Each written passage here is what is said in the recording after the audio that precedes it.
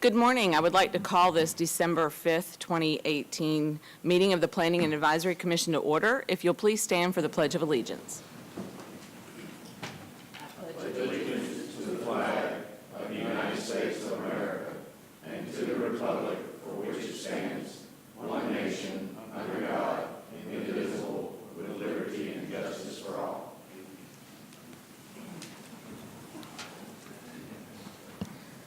Thank you. And I would like to please just remind everyone in the audience, since this is being taped live, to please turn your cell phones off or make sure that they are on silent so we don't have any ringing of the phones during this.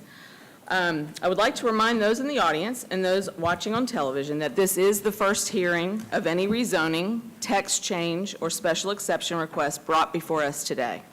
We will first hear a reading of the staff report for the case of the planning by the planning staff and ask the applicant to provide a brief overview of the request. We will then give the opportunity for anyone in the audience to speak for or against that request and to have any inquiries about the request. The commissioners will have any needed discussion on the case. Once a motion is made and seconded by the commission, a vote will take place and a recommendation will be rendered. The case will then go back to the planning department for their independent recommendation. If a favorable recommendation is given, then the case is forwarded to City Council with 2 independent recommendations. If the planning department makes a recommendation for denial, the applicant will have 10 days from the receipt of a letter stating the denial to notify the clerk of the council that they are requesting to be placed on the City Council's agenda. The City Council of Columbus will hold a public meeting called the first reading. The said council shall consider the case, review PAC and Planning Department recommendations, and hear discussion on the matter. Council will make a final decision at a second public meeting called the second reading. We do have minutes that have been sent out to the commissioners ahead of time. I hope all of you had an opportunity to review your minutes. Do we have any questions amongst the commissioners or any changes to those minutes? Because if we don't, we can submit them as accepted. Just looking to see if there's anything. It does not appear to be. So we will submit those as accepted. Thank you. So that will go ahead and bring us to our first case. And this is case number REZN-11-18-2018. And this is a request to rezone 8.80 acres of land located at 0 Salmon Road and 7930 Beaver Run Road. The current zoning is RE1, which is Residential Estate 1, and the proposed zoning is GC, General Commercial. The proposed use is Commercial General. Edward French is the applicant. This property is located in Council District 2, Allen. Madam Chair, I need to recuse myself from this case. Okay, so if you'll just step back behind here and we'll call you back when we're finished. Thank you. All right, so Mr. Renfro, if you will give us the staff report, please. Yes, ma'am. General land use is consistent for Plan Area B. Current land use designation is rural residential. Future is neighborhood commercial. It is compatible with existing land uses. The property does not lie within the floodway and floodplain. The developer will need an approved drainage plan prior to the issuance of a site development permit if a permit is required. Property is served by all city services. The traffic impact will increase by 1,170 trips if used for a retail restaurant. The level of service will decrease from B to C. This site shall meet the codes and regulations of the Columbus Consolidated Government for commercial usage. There will be no school impact. The buffer of the site shall include a Category C buffer along all property lines bordering by the GC zoning district. The 3 options are as follows: 20 feet with a certain amount of canopy trees, understory trees, shrubs, ornamental grasses per 100 linear feet. 10 feet with a certain amount of shrubs, ornamental grasses per 100 linear feet with a wood fence or masonry wall. 30 feet undisturbed natural buffer. No response from Fort Benning or DRI recommendation. 18 property owners within 300 feet of the subject property were notified of the rezoning request. The planning department received 13 phone calls, 4 opposing. No additional information. All right, thank you. Commissioners, are there any questions regarding the staff report? Yes, thank you for the report.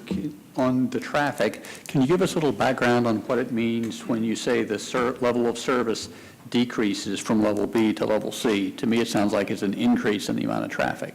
That's exactly right. As it goes from, an A is the best, as it goes down to F, then the traffic increase, the amount of traffic increases and the time it takes to actually get where you're going increases as well.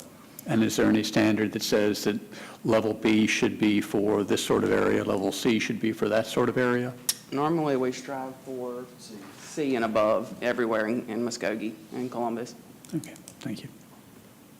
Any other questions? Mr. Kenner? Yeah, I know we're not supposed to be getting involved in the DOT here, but just for clarification and background perspective, there's two plans with this application. One has a series of dividers and so forth at that intersection, and I think the other one has some sort of a roundabout. Is that something that is being initiated by DOT independent of this proposal? It is, yes, sir. Everything along Beaver Run Road is being initiated by GDOT. Okay. All right. Now, one other question. The map says that the future land use is neighborhood commercial? Yes, sir. Correct? Okay. That differs from the staff report, unless I've got an old staff report. You do. There was a mistake on the original, and that a new one was sent out shortly after that. All right, thanks. All right. Any other questions or comments from the commissioners regarding the staff report? All right. If the applicant will please come forward and state your name and address, and then give us a brief overview. Thank you. Good morning. My name is Craig Greenhaw, and I live at 295 Cecily Court in Fortson, Georgia. I'm a partner in this, Highland Beaver Run LLC, and we're also here on behalf of Second Avenue Baptist Church. I've been in the real estate business for 20 years, both residentially and commercially, and also I'm a licensed building contractor. This is my partner, Edward French. Yeah, Edward French, 126 Lakeland Drive, Atlanta, Georgia, 30305. I'm a retail developer and builder. I build single-tenant retail uses in Atlanta and the Columbus area. Ed and I are both were raised and lifelong people in the Columbus area, so we really have a best interest to make sure this is really a nice place for the Midland community. Again, we appreciate the opportunity to make our presentation this morning concerning the rezoning of the subject property. And we propose to have a high-quality development that conforms with the overlay district, and that's a J.R. Allen SR 22 US 80. And it will be a great asset for the Midland community. We have made every effort to comply with the city, state, and federal regulations. In addition, we set up a meeting with the state GDOT officials, city planning, engineering staff, elected officials, the church property owners, and other landowners ahead of time. We worked to convince GDOT to try to install a traffic light at the intersection of Solomon and J.R. Allen Parkway. There was a discussion held among the members and all the parties. This happened about a week ago. We got 18 people in a room to try to lobby and fight to try to get a traffic light at that intersection, try to be something, that we could try to add to that. The conclusion after the meeting was that there was not enough traffic to warrant a light, and that's according to the GDOT and national standards. However, GDOT will construct an additional U-turn down from the site and R-cuts, and if Ed will pull that up, maybe we can illustrate that. This is the proposed design that we understand is, and there's other ones going on along the corridor now with the getting R-cuts installed. And this is what our understanding of what they're going to actually do, and then we've put it on our proposal to try to illustrate what it will actually look like in the future. And this is the best understanding that we could supply and get our engineer to provide.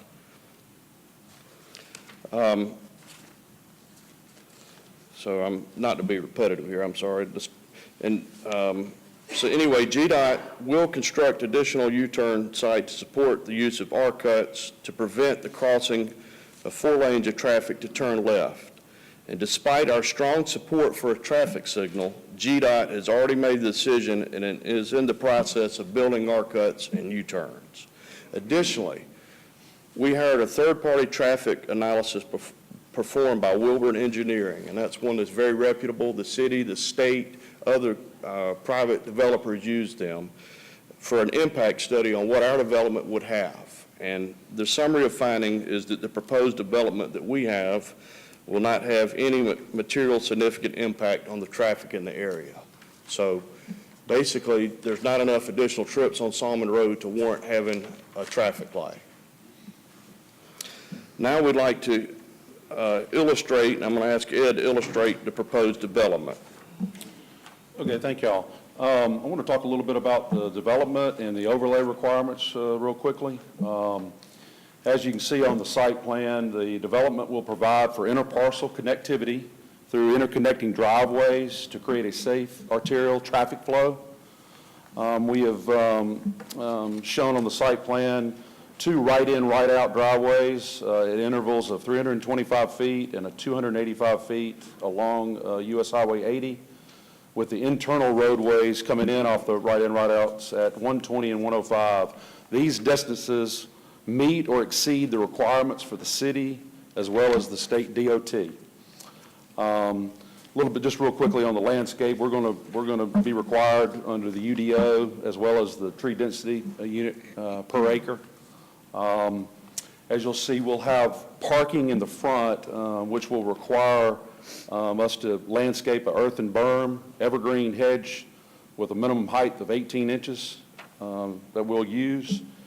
And then a little bit about architectural. We'll comply with the overlay for the facade, monument-style signage with our architectural character using glass, brick, stone, wood, or stucco. And then I'm sure everybody, would like to know who we're, talking with and considering for this site. We've got a makeup of, obviously a C-store, fast food, and a couple retail. Could be a medical user as well. Currently, on the C-store front, I do deals with Racetrack and QT in Atlanta. We're talking with them, as well as Circle K and local C-store operators. Fast food, Crystal, Arby's, and Huddle House are considering, along with Dunkin' Donuts. And then O'Reilly's Auto Parts will be considered for one of the retail spots, as well as Bridgestone and Goodyear. And then we're having discussion with DaVita, as well as some urgent care providers for a use out there. And then we will have a drive-through virtual ATM banking available for the development and for the community there. Thank you. Go ahead. I'm going to continue if it's okay. Yeah, that's fine. Okay. Next slide. All right. This additional facts to consider, and if you look at the current land use map, you'll notice on the corner immediately to the west of our subject property, as well as to the directly catty-cornered across the street, those are already zoned commercial. Also, less than 7/10 of a mile all the way down at the intersection is all GC commercial. Then if you go 600 feet to the east of our subject property is already zoned general commercial. And that's according to the current land use map. Next, if you'll take a look, the comprehensive plan is a document that any developer or anybody else utilizes to see what they could potentially do on a site. The comprehensive plan, the future use map, also designates a subject property for commercial, and you can see that all the different ones that are illustrated. This is our subject property to the left, again to the west and to the north is illustrated, plus to the right there's a mixed use on the adjoining property and over there, which includes GC and other commercial forms. So it conforms additionally with what the future land use map also.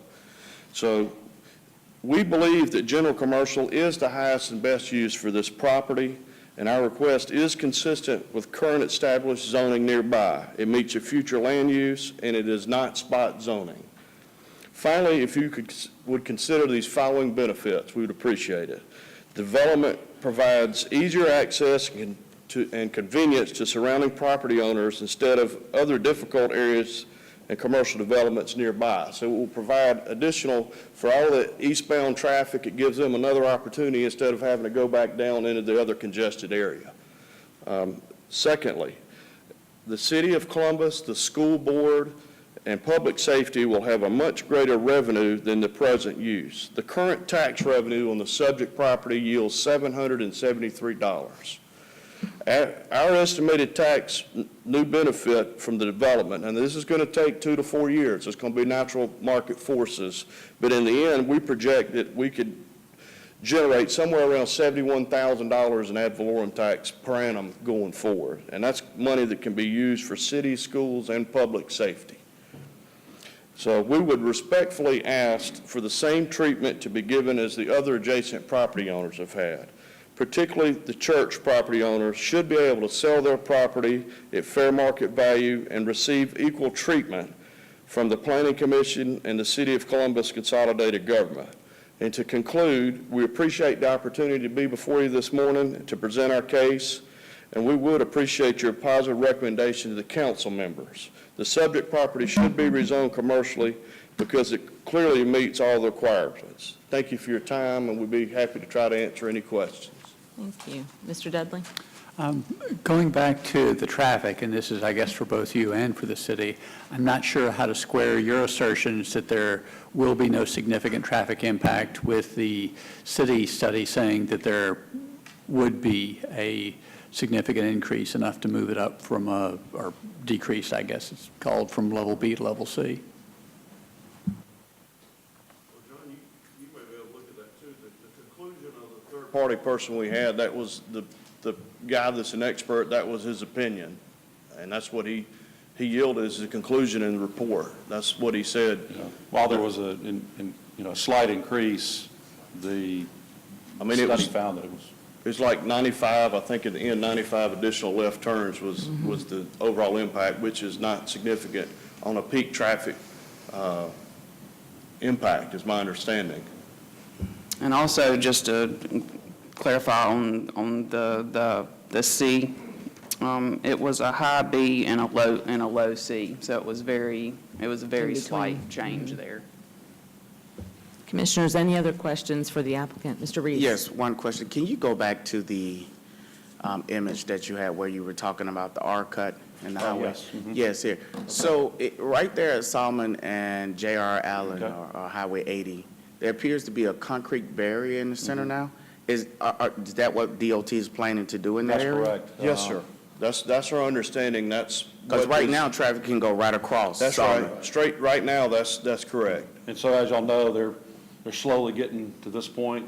Started west and they're Started coming this west. way. So is that a part of a larger plan to increase the speed limit through there? No, I don't think I don't so. think- They're not going to increase the speed limit? No, it's 45 because they're going to do their plans. There's an R cut, I mean, You a got- roundabout and a You roundabout. got 2 R cuts at the neighborhoods west of us. They're putting a U-turn closer to like Wendy's and the church back It's in west. process now. And then they're utilizing Solomon Road right now as the U-turn for the neighborhood from the south, turn right and go back west, if that makes sense. So, let me just kind of show you how this will. So anyone coming down south on Solomon Road can only do that, okay? And people coming from the other direction will have to make a right. That's correct. Okay, that's correct on Which Solomon. means that traffic is going to be caught up in the R turn with the traffic coming out of your development if anyone wants to go back west on 80.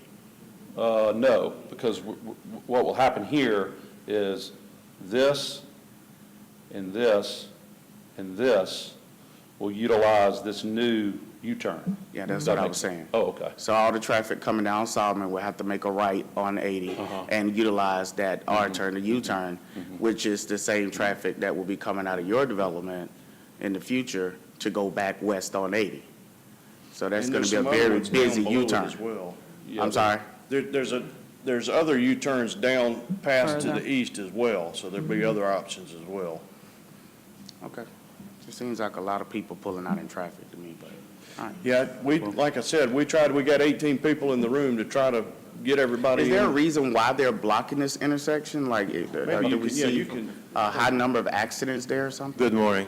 My name is Farhad Ali Farhani. I'm the Assistant Engineer Director. Yes, sir, as you're saying, DOT has done a study on the corridor. And as you have observed, they have already installed few of those arc cuts. And those are just because of conflict intersection, so they're putting it for safety. So that means, as Mr. Frenchner explained, if you're going westbound, then you can just make a U-turn, but at the intersection, like for example here at Solomon Road, at the present time, they didn't have anything planned, but after looking into more data and recent accidents and everything for the safety, they have determined that to put an arc cut in here. Now, that's not the only one. Already had at Mallard and the other intersection, Beaver Run. So they have already, or is under construction. We already had some further east. Now, at any of those intersections, if you're coming, going eastbound, at those intersections, you can make a turn. But people, they cannot make a 90-degree turn coming straight through, and that's for the protection. So at this Solomon Road, the same thing. If you're coming southbound on Solomon Road, you have to go west. But the next arc cut there, you can just turn around and go back east. So this is for the protection, and that's the reason. So that's not the only place that you can make those turns. Well, I guess my only concern is that I drive through there quite often, and I see the traffic backed up on Solomon Road trying to cross 80. So now if you're going to put them in the road to make a left turn, at some point that traffic could potentially back out into the highway in that turn lane and cause more congestion than solving a traffic intersection problem. That's what I'm getting to here. That's right. So you can't make a left turn, so you have to make a right turn, go to the next arc cut, and make a U-turn to go back east. Okay, I hear what you're saying. So it just I just want you to, I want you to understand what I'm saying, because I hear what you're saying. What I'm saying is this: if I'm traveling north on Solomon Road, I'll have to make a right, and hit the U-turn. What I'm saying is the volume of traffic that I've seen at that intersection, there will be points during the day. There's no if. I'm telling you, there will. There will be points during the day in which traffic will be backed up at the U-turn, waiting on all the traffic on 80 to clear, which is going to cause a traffic congestion right here in front of your establishment. Right.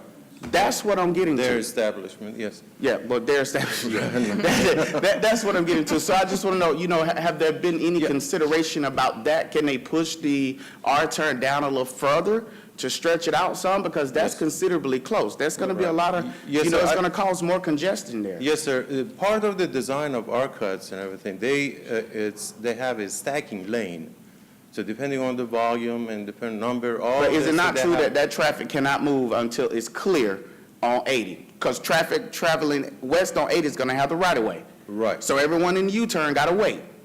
So as those cars are waiting, they're going to be backing up in the U-turn, which means that you're going to have people coming off Solomon pretty much not having to stop because it's a right turn. They're just yielding, which means that's going to be a lot quicker than the people that's waiting to make a complete U-turn into oncoming traffic. Yes, sir, I understand. I have not seen the complete design. I just want to know, have y'all thought about that? Have you looked at that? For that, but what I'd like to mention is part of the study the DOT does, and then they have a stacking lane. That means, if the lane is traveling, but for those that they are making a U-turn, they're not occupying the same lane. Sir, that lane don't last forever. Mr. Reed. And therefore, there can be several cars in that lane. Hang on one second. Mr. Greenblatt? How many cars will the stacking lane carry? Because it's not infinity. It depends on the length. No, from the beginning of the U-turn to the end of the stacking lane, how many cars? It depends. Again, as I said. No, it doesn't depends on depend. You their- should have a design. There should be a number. If the intersection Right, is full. I have not done the design, so therefore that's why I cannot answer that Well, question. that's what he's asking. saying, That's that's what I'm what he's asking. It could be 10 cars, it could be 15 cars, it depends on the lane, the extent of the lane. All right, I think we're on a different page from there. Yeah, because to me, that's going to Reese. create a And- dangerous situation, in And my opinion. I have another question, if I can Go ahead. Go ahead, interrupt Doc. for just Yes, one sir. second. I yield. And I think this is mainly for staff. We approved about 2 months ago the Swift Mill renovation, which is also an increase in traffic flow that we know is going to cause a problem coming further eastbound Right, yes, and sir. westbound. Did DOT or DDOT, did they take into account that traffic increase along with this when they developed all these intersections? They did. How do we know that? And I'm questioning it. Let me give you the whole deal. When the parties that did Midland Commons came in and began the process, which took a year before it ever got here, GDOT was involved the whole way. We got to the end of when y'all were ready to see that case, and that's when we found out that GDOT had been doing an additional study to the east that includes the roundabout at Technology Way in 80, the roundabout at Macon Road in 80, the R-cuts from Solomon all the way through Beaver Run, and they had considered, because they were involved from the beginning, they had considered the Midland Commons impact, and so this came after the fact, and it was all part of the same deal. But we were not aware that they were doing this until we were ready to come to you guys. So they did take that into, All right, but when we were approving the Swift Mill, we asked specifically how far the traffic impact went back. We want to know if it went all the way back to Blackman Road. They said yes, and then we asked how far east it went, and it did not include. any of GDOT it. had not made a final decision yet. They had only shown us the design. So the, All right, I still have a question, and I think it goes back to Mr. Reese's question, is that when we start talking about a stacking lane, if a car is 10 or 12 foot long, how many cars is that stacking lane going to carry? That's all we're asking, and there should be a definitive answer there. Now, I understand that, and I would defer to Ali on what the standard might be for right there. But we met with these guys last Wednesday, 2 members, 2 engineers from GDOT, transportation consultants and everyone else, and they assured us that everything was adequate. It does not warrant a signal because South Solomon Road has virtually no traffic on it except for local traffic. However, Northern Little League does show us that it could be warranted there, but the south side does not warrant it. They're Well, not interested in doing a right-of-way, I mean, also, a roundabout. But when you take into account that they assured you also that the intersection right there at J.R. Allen Parkway and Beaver Run and all that was going to be too, and to be quite honest with you, that is a fiasco. And it still is. So I'm still going to go back to my original question. I want to know how many cars can be stacked in that lane? Yes, sir. It all depends on the speed limit, and again, I'm talking about as far as the design. And GDOT has studied this, and based on that, I suspect, I don't know, as I mentioned, I have not seen the complete plan, so the U-turn or the decel lane, they create a stacking lane normally about 200 feet. So you're saying the length of car being, 10, About 12, 200, so it's which is about the length of the ones that they've built going on out 80 if you go towards Macon, which are not that long. So what's going to happen here, and it's very clear, we need to go ahead and get on top of this now because we don't want this to be a problem later, is traffic that's desiring to go straight across Solomon Road is going to back up that lane, and they're closer to the fast lane on Highway 80, which makes it more of a serious situation. I'm not against the development. I'm more concerned about the traffic buildup in that area, which is a major thoroughfare for Columbus, Highway 80 going east to west in the middle of Georgia and Alabama. That's a heavily traveled highway. Yes, sir. And it would be a mistake for us to implement a design that's going to make it more dangerous. And I understand, safety concepts, things of that nature, but you got to look at the numbers. I mean, and I don't sit on that corner. I mean, just driving through, you can see the traffic early in the morning. It's backed up through there. And you're potentially putting these people in the road, waiting to make a left turn, to do a U-turn, to come back. Yes, sir, we understand. And again, I have to say that that's the DOT design, the data and everything that they have been using, and whatever that they have seen and have been presented, that's what they have told us, that they don't see any problem with it. Thank you, Madam So Chair. as far as the, I don't have the details at this time. And I know, Mr. Renfro, our responsibility as the Planning Advisory Commission is to deal strictly really with the zoning and the ordinances as far as the establishment and the business that's coming before us and, does it meet the criterion? But it is difficult, I Right. think, for the While these- commissioners What sparked this to- conversation- It's difficult to separate the DOT Yeah. side of it with Because we have to consider traffic counts. the development. You do have to consider the traffic counts in this situation, and they do intertwine, but you also, in this particular case, GDOT is essentially making all the calls for this particular stretch of road. Right, which makes it difficult, I think, for us. Mr. Kenner, you had a... Well, okay, while Ollie's up here, let's say, does DOT have the city's traffic count of the additional 1,170 trips per day? And Yes. they've cranked that in? Okay, now just for clarification, it's gone Mr. Kenner, from, I'd just like to have a, The applicants met with GDOT before they met with us. okay, all right. Just for clarification, this B2C classification, there's 1,170 additional trips per day. It went from a B to a C, but I'd like to have somebody clarify what a high C and a low C is and so forth like that was just described. It's a high B going to a low C. High B means it's almost a C status, which C status is what is the standard we try to maintain. B means it's got pretty good flow. C means it's at the standard. So it's going from a high B to a low C, which is the citywide standard for traffic impact. A and B are great situations to be in. Yeah, okay, but a high B means it's pretty good, it's in the B category, it's a pretty good in the B category. It's almost a C. It's almost. High a- B means it's almost a C. Okay, all right, okay, Commissioners, any other questions for the applicants? yes. In your description, you talked about properties in the adjacent area being commercial. There's general commercial and there's neighborhood commercial. The future land use for, per the city's planning documents, says that this would be neighborhood commercial, not general commercial. Why are you going with general commercial versus the proposed by the city neighborhood commercial? Well, our tenant mix on a general commercial for the C-store that we're going to put in there, it has to be under GC. And then it's also dictated by the size of the building. An auto parts store, Bridgestone, they're over the 5,000, which is the minimum for a neighborhood commercial.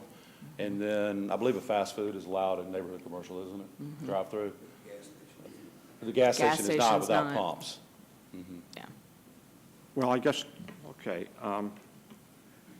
Well, why can't you, I mean, I guess my basic question is, if the future land use is supposed to be, is recommended by the city to be neighborhood commercial, and that has a 5,000 square foot footprint and so forth, why can't you proceed on that basis and design something that, why didn't you choose to design something that met the neighborhood commercial criteria? Well, the natural mix and what the market that we determine out there is what we've applied to try to do. And 600 feet from where we are is already general commercial. So to me, it's not a big stretch. And we ought to have the same opportunity, and the church ought to have the same opportunity to get the true market, what the market would pay for it, and have the same opportunity. They should be treated fairly like everyone else is. And this site, while under a PUD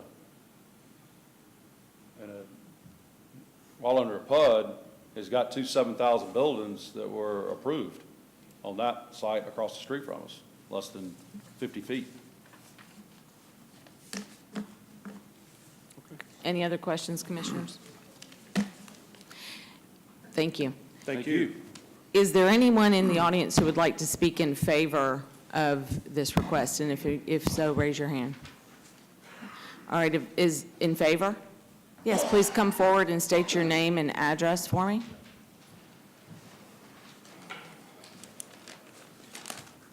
My name is Gene Brown, and I stand before you as the executive pastor and trustee of Second Baptist Church. It's 2800 Second Avenue.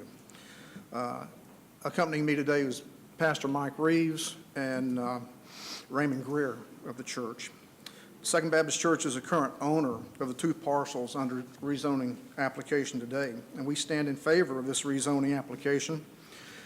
While we understand the challenges with this application, we feel that with all parties working together, the approval would be a win-win situation.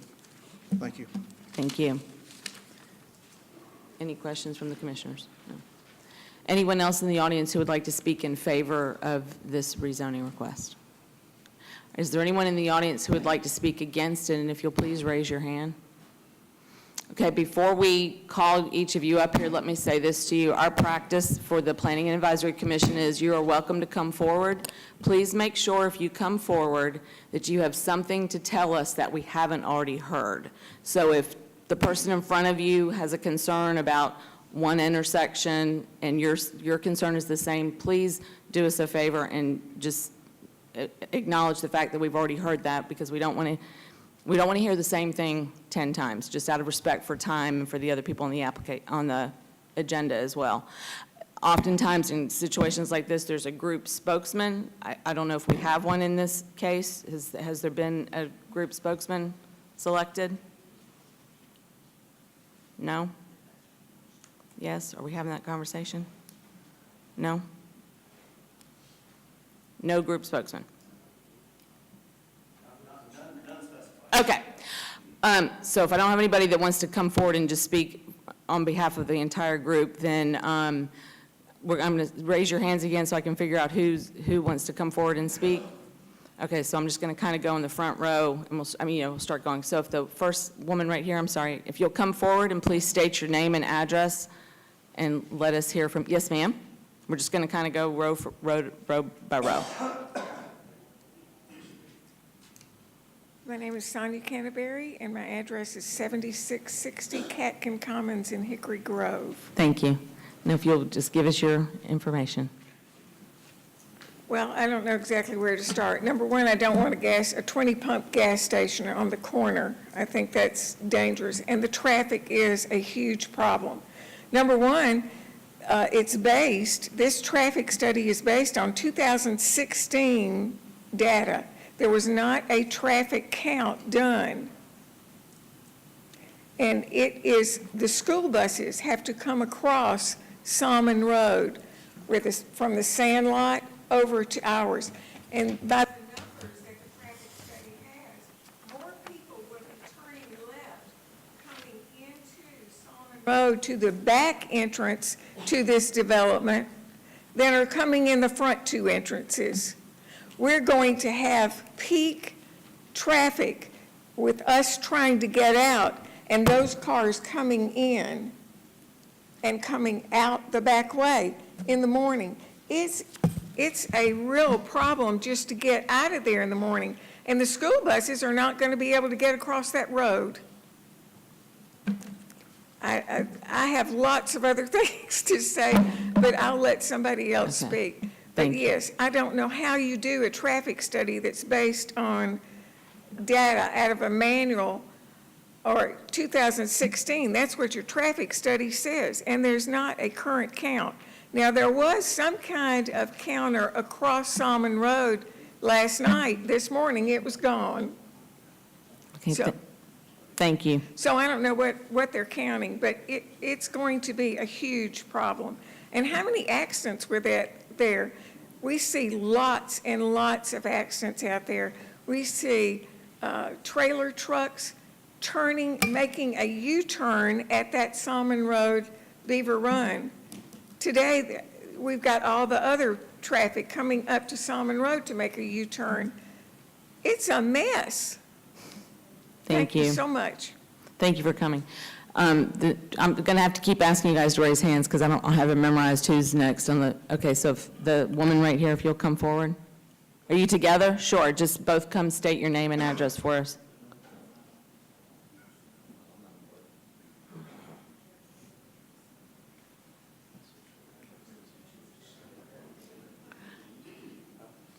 And if the next person who's seated, who's next in line, if you'll just kind of get ready. Go, if you'll give us your name and address. My name is Bob Weiser, and this is my wife, Jody. Diagonally across the street from this future development. I heard a couple of things mentioned. First of all, I want to say... Hang on one second because our mic isn't on and we've got it. There you go. Okay. Go ahead. Start again? You heard of, go ahead. A couple of things I heard said that I want to talk about, but one, first of all, I want to just say that I think that Mr. French's development is fabulous, but here's the problem. And I was musing over this as I was driving here today, that what is this board for?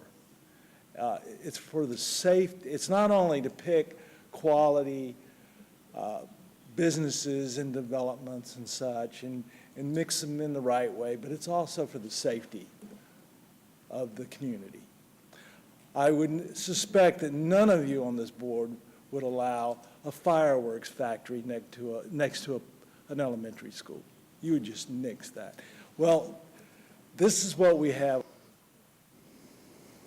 situation that is extremely dangerous.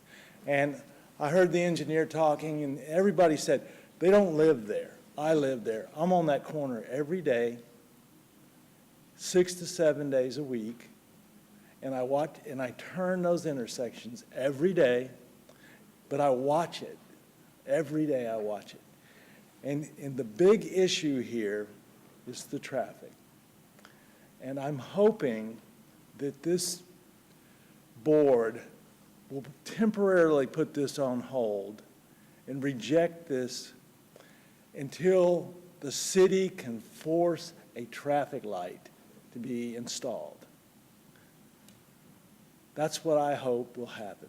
Because if you are going east on Highway 80 and you're going to make a left turn onto Salmon Road, which hundreds of people do every day, hundreds of people, school buses, the daycare buses, all of them. All the people going to the ball fields are making a left. And then you have one car going west on 80 and making a left into this new gas station or whatever it is. The cars that are turning on Salmon Road cannot see the oncoming traffic. So we're sitting here, and I've sat there for 5 minutes with another car turning left onto Salmon Road, and me turning left onto Salmon Road. I sit there 5 minutes. He won't move. I can't see over him. He can't see over me. Cars are speeding through there, never going less than 55.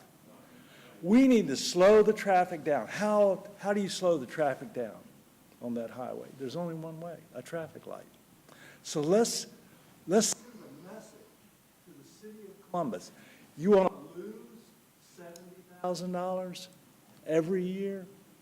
Or do you want to spend $75,000 and put a traffic light in? It's all about money. This is not about safety. Nobody really cares. It's about money. If the city wants the money, then they need to force the DOT to put a traffic light in. And that's the issue. These are cuts. Do you see that this is making it worse? You're going to take a right. You're going to be forced to take a right out of Salmon Road. And somebody said no one uses Salmon Road on that side. That's insane. All the people that work over in technology, TSIS, they figured it out. How do you get around Flat Rock Road, which is impossible? Well, you take a right on Macon Road. Take a right on Macon Road. You have to be mic'd because we're on television. Okay, we take a right on Macon Road. It's not working, guys, is We it? go take a left on Salmon Road, and we come out and we go around the traffic, cutting across and getting over to Warm Springs where these people live. So you're going to force, there is a lot of traffic over there. So this issue of there's no traffic over there, or this statement is completely wrong. I watch it every day. I count the traffic.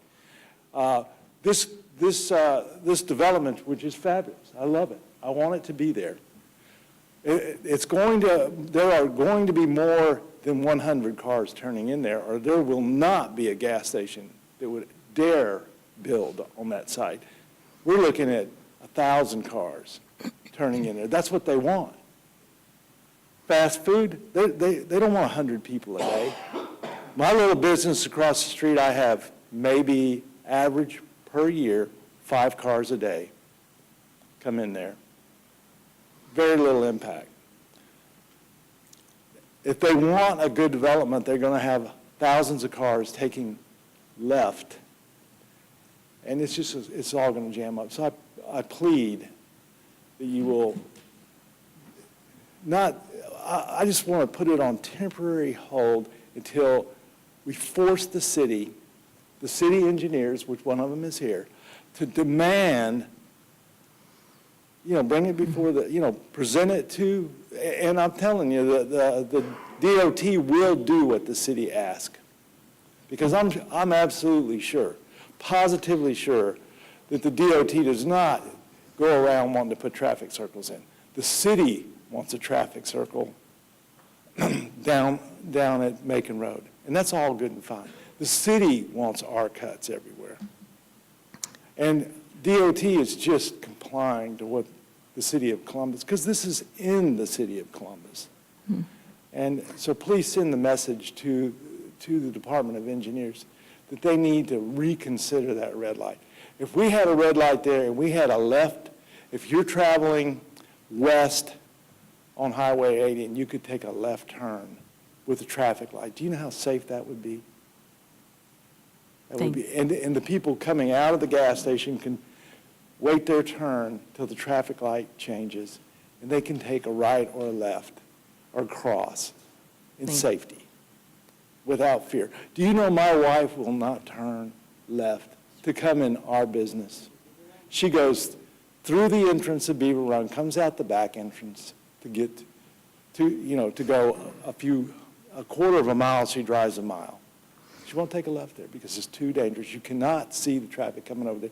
We have to slow those people down. Thank you. That's all I have to say. Mrs. Weiser? Thank you.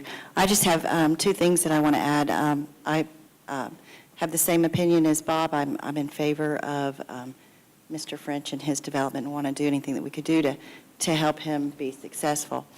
The numbers, I just have to say that I'm asking this commission, so numbers are great unless it's your child. And we've been there to pick up children. Guys, we're on this corner a lot. This is an incredibly dangerous intersection. Don't make it worse. I don't want it to be your child. Okay? So I want GDOT to come spend a day with us. Okay, that's my first request. Help us clean up the accidents on the corner. I forgot my second request. You got the point. Okay. Thank you. Thank you. And who's my next person? And if all of your concerns are about the traffic, I think we've got that message loud and clear. So I'm going to ask if that's what you're coming forward to discuss. I don't think we need to hear any more on the traffic. If there's another topic along this, then that would be great. But yes, if you'll give us your name and address. We don't have a mic. Hang on. Sorry. Thank you. I'm a little nervous. It's okay. My name is Tamika Dupree. My address is 6319 Salmon Road, Millen, Georgia. And this is my husband, Freddie Dupree. Thank you. Take a deep breath. Good morning. I already told you my name. I'm here today to express my concerns related to the proposed rezoning of the property located at the southwest corner of Salmon Road and Beaver Run Road. My family and I have lived at our residential property, which is located adjacent to the property in question, for approximately 3 years. Therefore, if I have interpreted the information received by Mr. Renfro correctly, the right corner of my property is across the street from a portion of the proposed area. My concerns are that the rezoning will negatively impact the value and character of my home. I am also concerned about an increase in the volume of traffic, as my home will be across the street from any city roadway that will be put in place for an alternate entrance and exit for the proposed area. And one thing I didn't hear anybody say, is there going to be a city road made off of Salmon Road as well for an entry and exit way, like a back way? I think I talked to you about that too. Site plan. Hang on, we got to get you a mic. Sorry, we have to make sure this is. Well, I'll just use this one. So the proposal, because of the overlay and the interconnectivity of parcels and to create a, traffic flow within the development, there'll be a road, back here.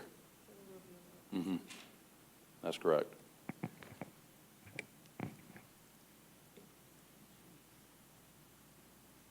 And I was going to say, if there was going to be a city road, if so, what is the current city traffic count on Salmon Road, and what would be the additional traffic due to the proposal? And I say that because even though they're going to have these turns up closer to the development, I still feel like people are going to be turning on Salmon Road because you're going to have that entry and exit there. Are there any plans to put any informational or directional signs for the businesses on Salmon Road, such as the names of the business, turn here, maybe a back way to a drive-through, or anything like that? Okay, so as I mentioned earlier, Get your mic. sorry, since we're under the overlay guidelines for US 80, we'll have monument signs. So those things are like this. They're all brick. So that'll be on Salmon Road? No, they won't be on. They'll be like at the corners. Like they'll be out on Beaver Run. So none on the city road? I don't think there wouldn't be any need for any signs back there. That you're It's just the frontage. So you're saying that there are not going to be any signs right there? Okay. And I think I just had 3 comments. I was going to say that, and this is based off something that the developer said, none of the other general commercial developments encroach upon any of the surrounding areas like this one would, and that's because those subdivisions are situated differently than ours. And also, there would be just as much taxes collected for the city if it stayed, and I'm confused. The zoning for that right now is not residential anymore. It's resident, it's RE1. Residential. Mm-hmm. Okay, Well- and I was just going to say it would be, probably collect just as much taxes for the city if it stayed residential. And did you want to add anything else? Quickly, my name is Freddie Dupree, as my wife stated earlier. 20 years in the military, U.S. Army military, and retired. And I've been living in Columbus, been in the area for a while now. And I see what we're doing here in Columbus. I'm not seeing any business. I've talked to my wife and talking about a Circle K and a restaurant and things like that. The nature that we're bringing here are not bringing any surplus or revenue in the city. Why can't we get something else if we're going to build something in that area, something that's going to really bring some revenue as far as a business or that nature, bigger business, not just a Circle K, not just another restaurant. Right down the street, not even half a mile, we already have a gas station, the Shell. You're going west, you go east, then of course we already have another Chevron. So now we're putting another gas station and some restaurants right there. I'm totally against it. I'm totally against that. I understand everybody wants to make their revenue, wants to make their money. I understand that. But if we're going to bring a business here, bring a business here that's going to bring Columbus actually some money. A restaurant, some gas station, it's not bringing any revenues into Columbus. That's not going to help Columbus any. If we really want to make a difference, let's bring some business and put a nice business on that area. So for me, I'm totally against it altogether. Thank you. Thank you very much. And thank you for your service, too. Is there anybody else in the we are against it category who has got information other than traffic? Another topic other than traffic?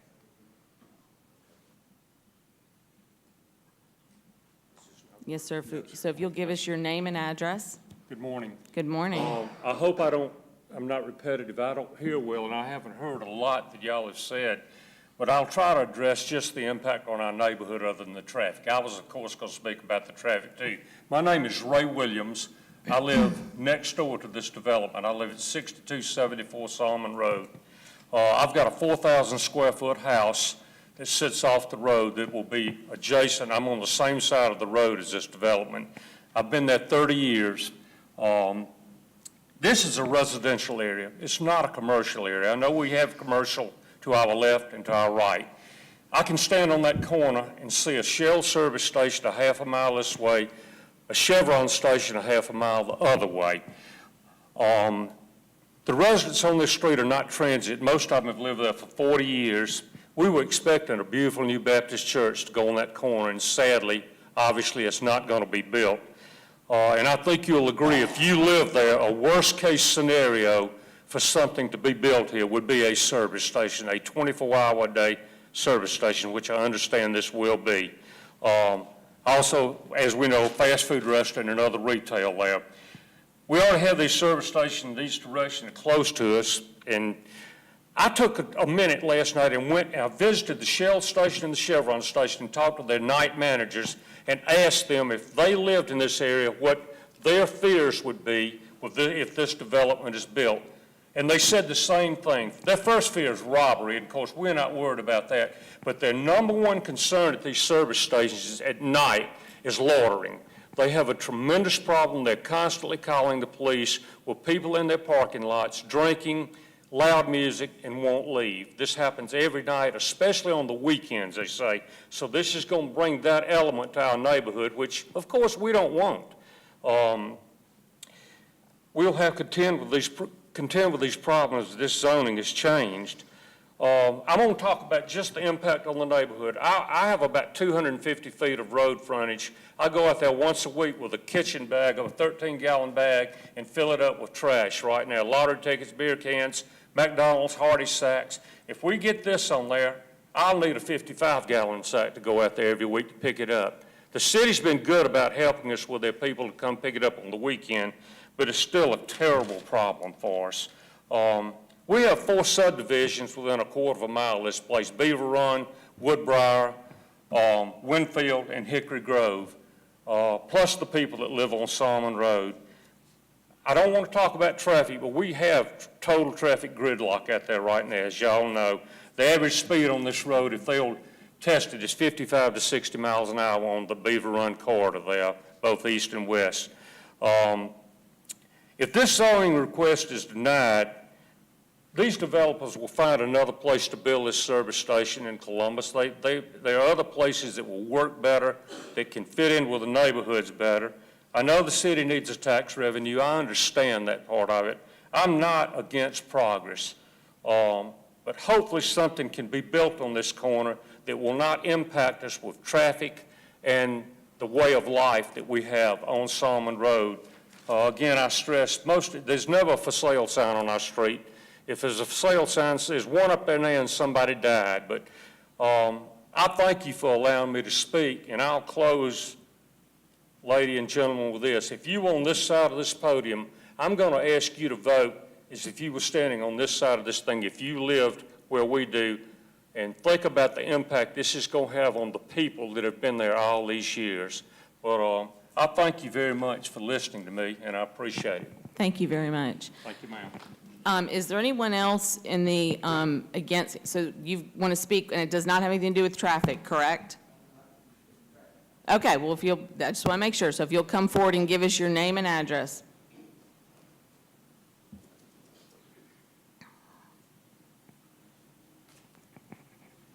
My name is Gerald Kane. I live at 5937 Solomon Road in Midland. We oppose this rezoning property at 7300 Beaver Run Road at the southeast corner of Beaver Run Road and Solomon. Solomon Road is divided into 2 sections by Beaver Run Road. The north part is mostly residential, and the southern part is all residential, and should remain so. The community was willing to accept Second Baptist Church as a neighbor because the church would have been an asset. Unlike a church, the proposed rezoning and proposed project will degrade the quality of life for our community. The south part of Salmon Road is posted prohibiting tractor-trailer trucks and other large trucks. The very nature of this project and its entrance point will place large trucks on Salmon Road. There is no reason to believe those drivers will confine themselves to just a few hundred feet. In fact, when the new R-cut is in place on Beaver Run, truckers will be encouraged to turn south down Salmon. We believe home property values will be negatively impacted by the proposed project, and there is no doubt the quality of life of those living on Salmon and the residences near Salmon will suffer. We respectfully request this board recommend council deny this rezoning petition. And it matters not whether there's a traffic light or an R-cut or not. We are opposed to this rezoning. Thank you. Thank you very much. Anyone else with any other information for us in the opposed category? I do want to thank all of you for coming today and taking time out. That's what we need as citizens who will take the time to come forward. Commissioners, do I have any questions or comments for further discussion before I ask for a motion? All right. Yes, sir. Mr. Johnson. We just want to clarify one thing from the city standpoint. Ali probably cannot count on both his hands how many times we've gone to GDOT about getting a signal at Salmon Road and Highway 80. We still want a signal at that location. We were flat out told that it does not warrant it, and they did the R-cuts. They did the R-cuts at Jenkins and 80, the R-cuts to the west of this location. It's their road. Yeah. And we have not a whole lot we can do about it. Thank you. All right, commissioners. Do I hear a motion here? Do we have an opportunity to respond? Yes, if you, sure, if you would like to. Thank you. Can you hear me? Yes.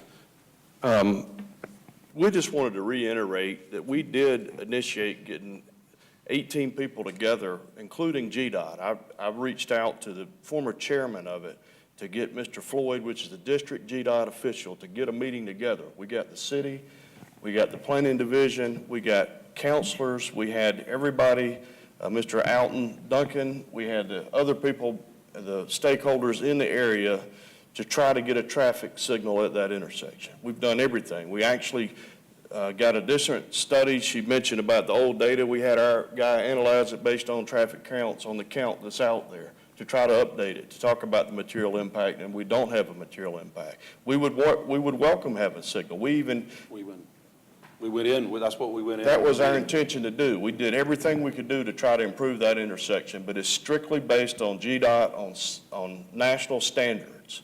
So we've done everything we could in that respect. And what they're doing now, according to Donna and GDOT when we were in the meeting, is to try to improve the safety situation there. Is that not correct, Ali? Yes, that's correct. So what is being done in the future is being done to improve it. But we just wanted to reiterate the study that we have performed, we do not have a significant impact on it. And we would just, we did not introduce commercial zoning into this area. The city has already adopted that. So we would ask that you would treat us the same as everyone else and the church the same as everyone else. Thank you. Mr. Renfro, I see your light on. I'd just like to state that the trip generation that we generated that had 1,170 trips, which took it down to a high C, theirs that they generated was 2427, which would still leave it in a category C. And that's from data that was just generated from our study. From their study. Okay. Thank you. Mr. Greenblatt, Have a motion. please make your motion. Regarding case REZN-11-18-2018, the owner is Second Baptist Church of Columbus, location southwest corner of Solomon Road and Beaver Run Road. 7930 Beaver Run Road, approximately 8.8 acres. Due to that it is inconsistent with Plan Area B, I move that we deny the rezoning. Okay. I'm sorry, who's second? Coach, okay. So the proposal is to deny REZN-11-18-2018. So, and we have a second on that. All those in favor of denying this request, please raise your right hand. 1, 2, 3, 4, 5. And all of those who are opposed to denying the request, please raise your right hand. Okay, this will be given to the planning department as a recommendation for denial. That moves it, Mr. King, will you get Mr. Bollinger back for us? Thank you. All right, that moves us to our next case on the agenda, which is REZN-11-18-2018. This is a request to rezone hey guys, if you could hold it down in the audience for us, we're still on tape. This is a request to rezone 0.93 acres of land located at 5404 Moon Road. Current zoning is SFR2, which is single-family residential 2. The proposed zoning is SFR4, which is single-family residential 4. The proposed use is single-family residential. RE/MAX Executive Group is the applicant, and this property is located in Council District 5, Baker. Mr. Renfro for the staff report. Yes, ma'am. General land use is consistent in planning area A. Current land use is single-family residential. Future is single-family residential. It is compatible with the existing land uses. The property does not lie within the floodway and floodplain area. The developer will need an approved drainage plan prior to issuance of a site development permit if a permit is required. Property is served by all city services. The traffic impact will increase 65 trips a day. The level of service will remain at B. The site shall meet the codes and regulations of the Columbus Consolidated Government for residential usage. There is no buffer requirements, no response from Fort Benning or DRI recommendation. 58 property owners within 300 feet of the subject property were notified of the rezoning. The planning department received 2 phone calls just inquiring about the rezoning, and there's no additional information. Thank you. Commissioners, any questions regarding the staff report? All right, and I think a mic has already been handed to Mr. Buckman, because we, just so you in the audience know, the microphone at the podium is not working even though the light is on. So if you'll please come forward and state your name and address and give us a brief overview. My name's Mike McAllister. I live at 1915 Diamond Street, Columbus, Georgia, 31906. Andrew Buckman, 5099 Boone Links Lane, Columbus, Georgia, 31909. Thank you. See how this works. I haven't used this before, so. We're both new to this. All right, so if they need some help with the I don't know what I need to press. because it's not, hang on one second, because we need to help you guys get it up here on the screen. Okay.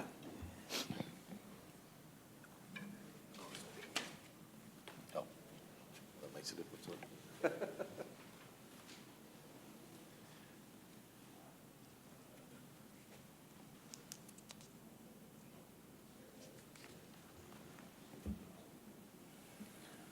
So it's not, it's not up on the, oh, he's, sorry. Okay. Technology is not being our cooperative friend today. Sorry.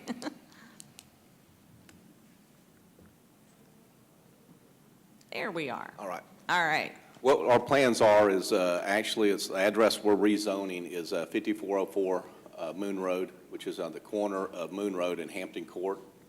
Our goal is actually to put 2 adjacent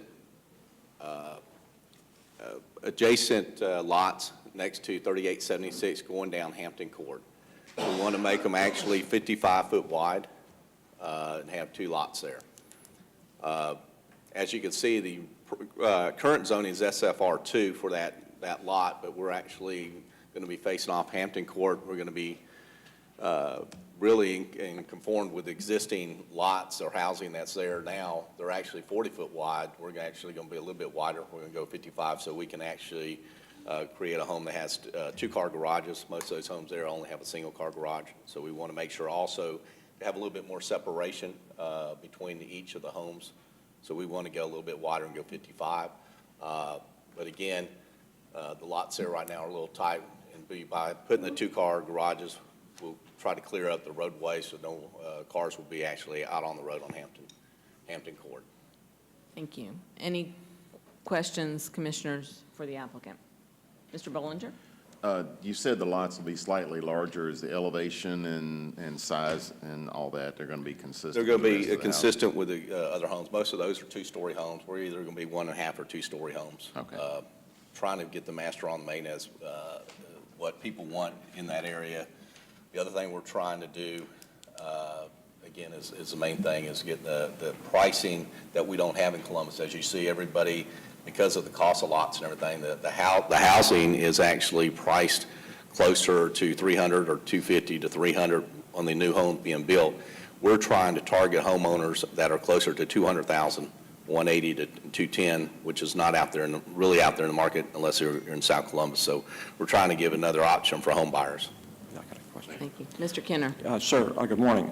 Yes. Are you going to keep that existing house that's over on the far corner? It's not in a condition where it needs to stay. We're going to have to remove it. It's in bad condition. It's actually, this property is owned by Muskogee County School District. It's been not in use for a long time. It needs a lot of work. It's going to all the plumbing's going to have to be redone, all electrical to get it where it really needs to be. It just wouldn't be efficient. We would just take it down. Well, then, are you going to build something else in that other property then? Not at this time. We don't plan to. Any other questions for the applicant amongst the commissioners? Did I have you read this? I did have you read this. I'm like already, sorry. It's been a little bit of a morning this morning already. I'm looking at your mic on and I'm thinking, oh, did I have you read the staff report? Anyone in the audience who would like to speak in favor of this request? I don't see anyone. Is there anyone in the audience who would like to speak against the request? If you'll please come forward and state your name and address for me, for us.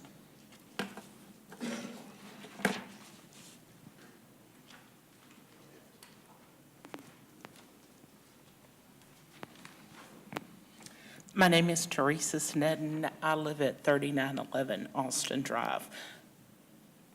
My property backs up to the back of this proposed building.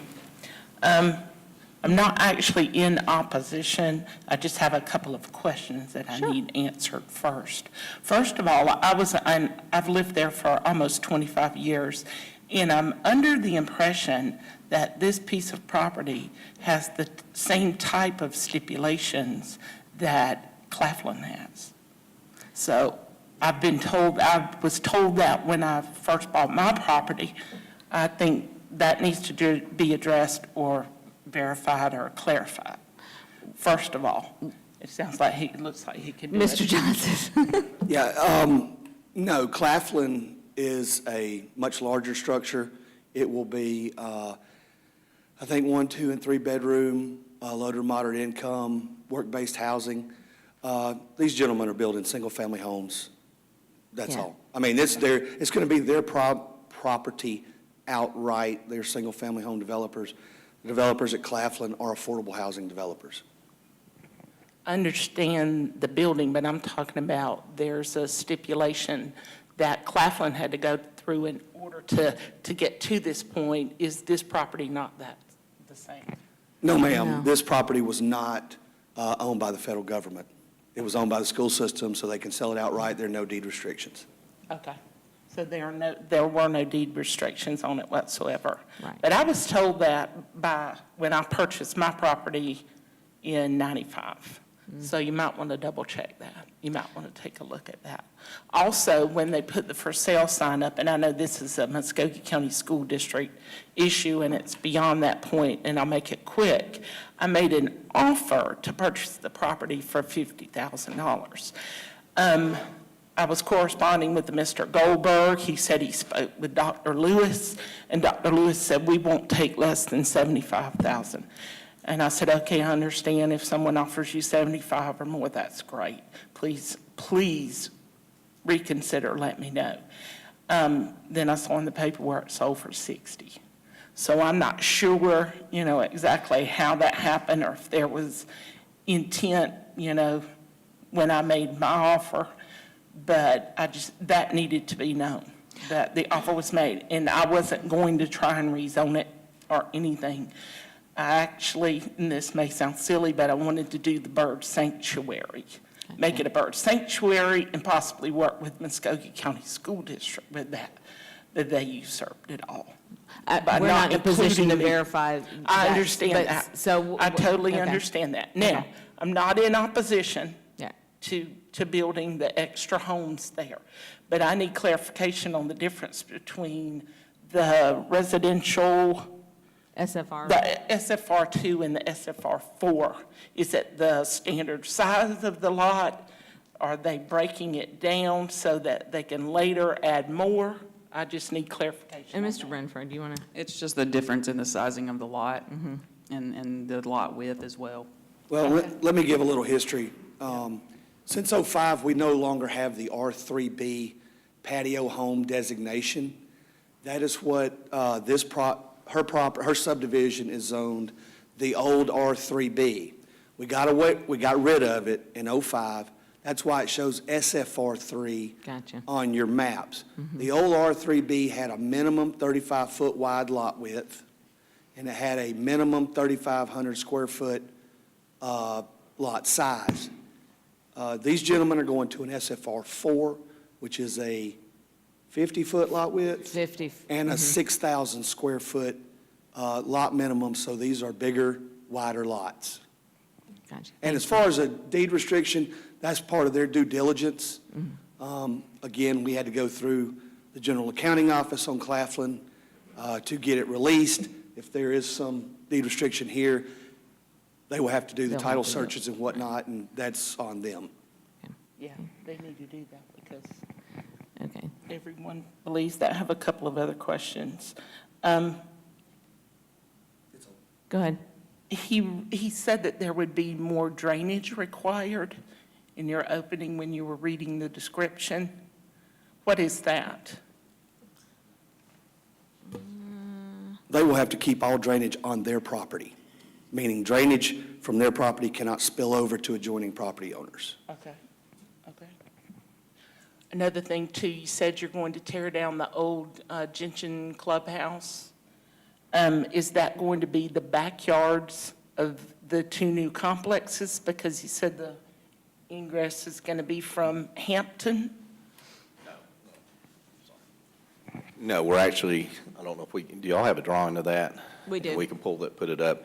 Actually, we're just going to have, it's only going to go back, I think it's 125 feet or something like that. We're going to go deep. So there's actually going to be where the clubhouse or the Gentian clubhouse, what you call it, will still be there. Well, the land will be there. We're going to remove it just for the fact that it's going to cost us money over time if we just have it sit there. We would have to repair it, and there's no use right now for us to repair it. Okay. Okay. What type of cleaning are you going to do? Are you going to clean the fence line and put up privacy along with the units that you're building? That would be up to the homeowners that purchase it. We're not going to put up, because again, it's not going to go up all the way to your property. Okay. If you're behind or adjacent to the clubhouse, we're going to be probably another 150 feet from that. Closer to Hampton. We're closer to Hampton. We're almost going to be the same, we're going to be the same depth as the Hampton lots are. And that's going to be the backyards, basically. No, only from the backyard. Okay. All right, see the lots, Lot 1 and Lot 2 are the two that we're adding. We're not even, and that's the structures, Lot 3. Right. So the two lots that we're really going to be building on are not going to be backing up to you. We're trying to conform to the existing lots that are being built. We're just going to be wider. We're going to be 50 to 55 foot wide. At minimum is 50. We'll probably go 55, just so we won't be so close to the. And that's great. What are you going to do with the remainder? We don't, right now, we're property? not going to do anything other than clear it for the time being. We're going to clear that. We're going to remove the building just for the fact So that, your We intention need- is probably to build more.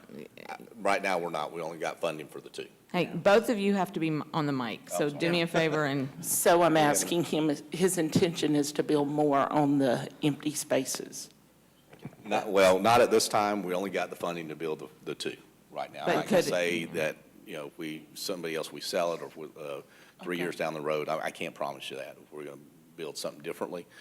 But our goal right now is just we're going to rezone these this to SFR2 to SFR4. We're actually conforming to what's adjacent to us, even though it's, I think it's currently zoned SFR2, I believe, but it's really, because it was zoned prior to 2006, the width lot is very consistent with what we're going to be doing. So actually rezoning from a 2 to a 4 is increasing the value of the property, basically.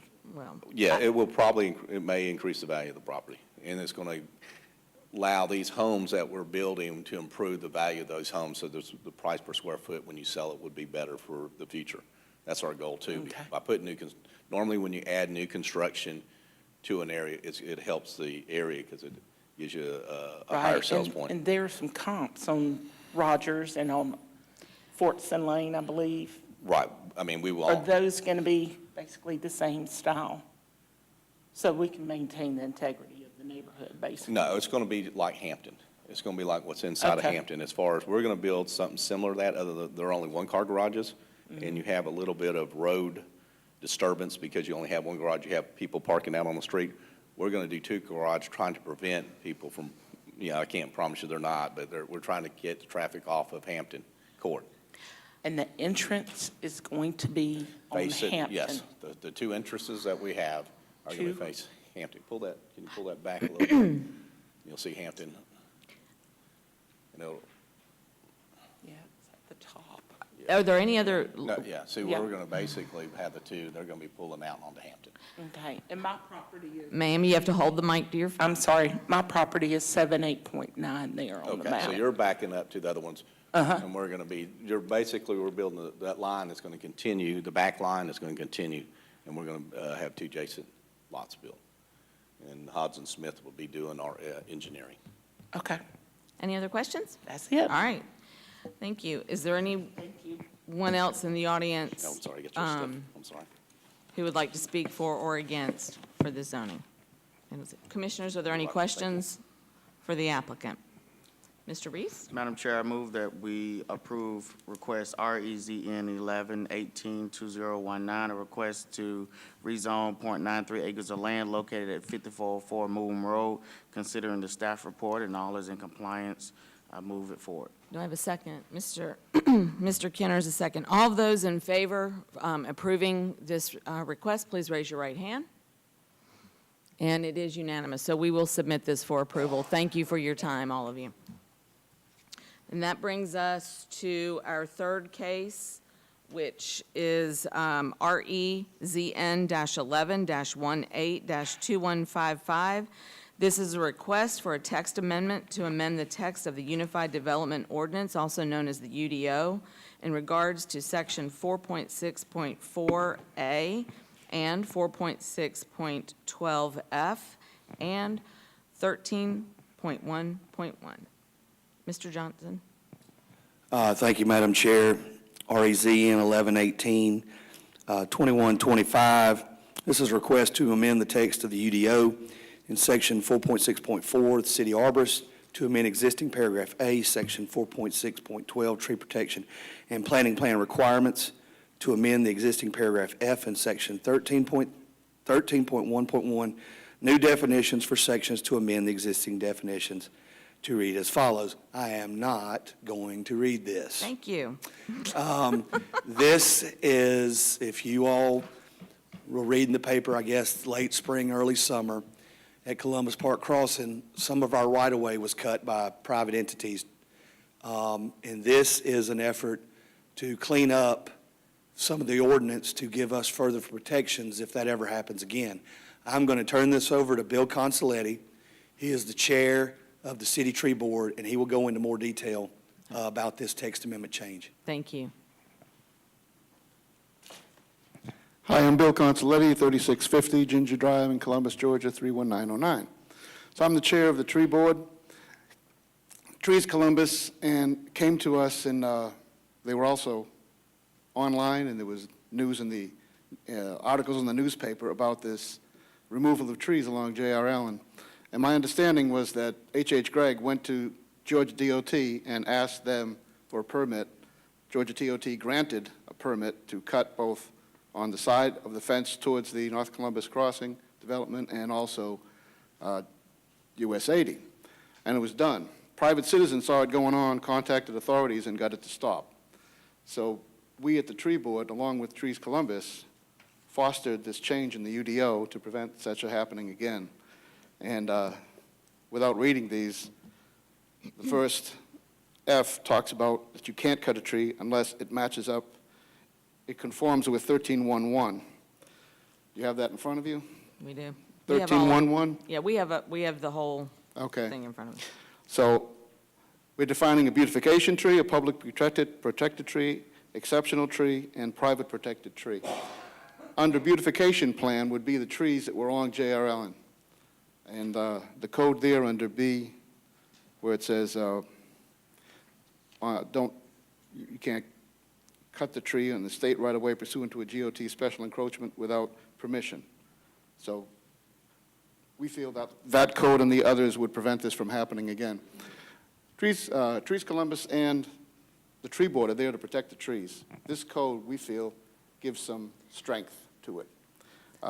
Public protected trees and exceptional trees were added so that we would have a means of protecting trees that are on city property, and also if trees are designated as exceptional or Georgia champion trees on land, then if it's on private land, of course, a private landowner can cut a tree.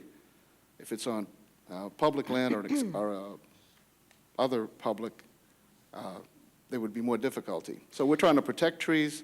We're trying to make some code here for exceptional trees. And private protected trees, I got some definition myself that I needed to know. The TDUs provide for trees to be on a lot at the time of sale. But once it is passed into private ownership, the TDU tree could be cut. That came up in the discussion, and I wanted to point that out to you all, too. And I'll take any questions, but that's about it. Are there any questions, Commissioners? Mr. Bollinger? You mentioned that once it's in private ownership, that individual has the right to cut, but if I'm reading this correctly, under Section F, it talks about, in paragraph B, removal of private protected trees. A private property owner may pay an application fee of $35 and apply for a permit from the city arborist for the removal of any private protected tree located on his property. So this is actually requiring that a private property owner come to the city and pay a fee for an application? Is that, I mean, that's the way I'm reading it. That's commercial and multifamily, not a single homeowner. But it Now, does, you will be fined if you cut down a tree in the right-of-way on your property.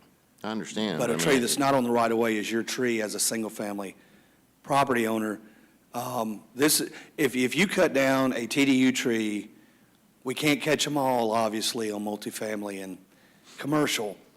That's why we have the ordinance. We can go back in and cite you, have you replant, these kind of things. This just tightens it up even further for commercial and multifamily industrial activities. Anything beyond single-family is what this applies to.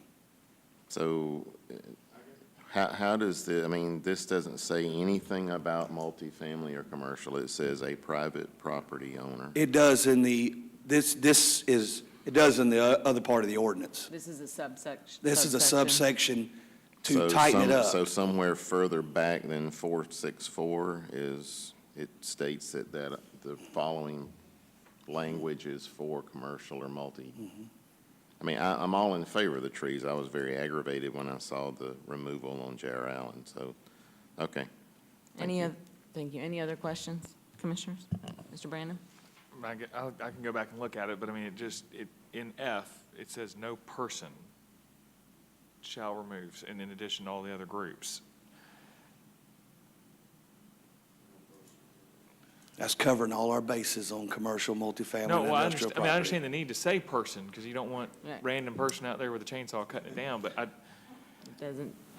I'm still struggling with the $35 fee that somebody has to go find. I'm also struggling with, this is yet another thing, is the city going to keep a competent database, easily accessible database of these protected trees? Because that, you go back after that, oh gosh, well, that tree was actually supposed to be a protected tree, and now we're going back and finding them and all this sort of thing. I mean, what do we have that the tree board or the city's going to do to make this easy for property owners and developers? 'Cause Well, there's nothing in here that just makes it. We were expecting other city staff here this morning, but I'll let Okay. Mr. Consoletti answer that. Okay, I can look at the exceptional tree, which is something you didn't mention, but I'll mention that there is the city arborist should keep a record of all specimen trees so designated. So if a tree was a specimen, a champion tree, that is something we would want to keep track of. So Right. city arborist is going to require that. As Mr. Johnson said, a private landowner could cut a tree that was a TDU tree, and there's no way we can know that. There's just too many property owners. So there won't be a log of where TDU trees are. So then, and I guess that's my point then, if there's no record defined by the city of these trees, how can we expect we're going to have a property owner that wants to make a change in his property every time have the city arborist come out, and hopefully the city arborist knows those are or not TDU trees. I mean, that's Well, the city arborist and the Department of Public Works were involved with these discussions, as well as the planning department and the city attorney's office, and we cannot speak for them. They are not here this morning. so right now we have no guarantees that. The discussions that came up in the meetings we had both in August and then just about a week and a half ago, Rick Jones brought questions up, Eric from the city arborist office, how are we going to know where all of these trees are? If it's a TDU tree out in front of a lot that was developed and the person wants to cut it down, and it was just decided we can't keep track of all of them. So there won't be a database of all of those.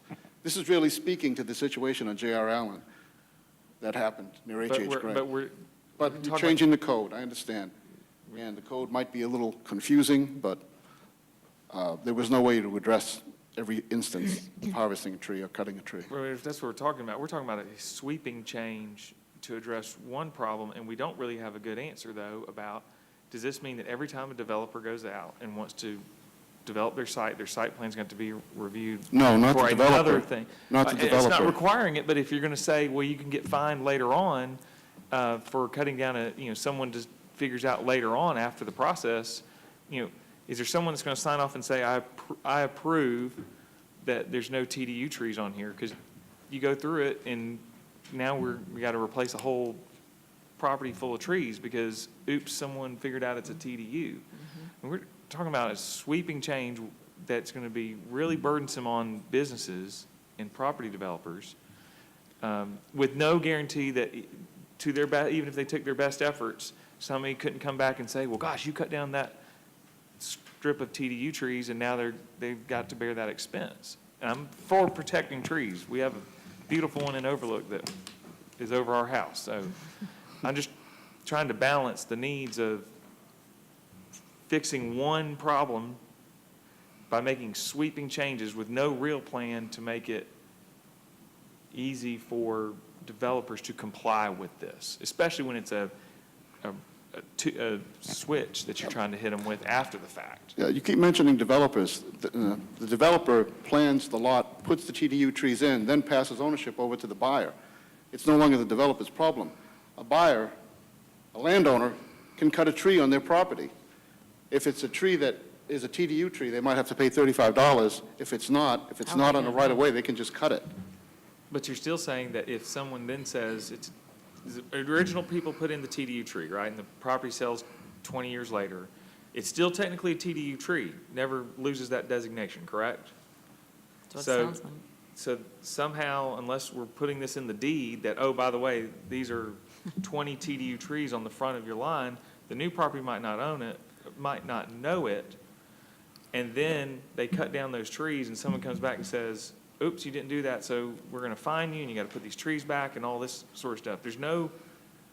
I am all for putting in a penalty if somebody breaks the rules, but we have no mechanism in this to protect the person that's trying to do right.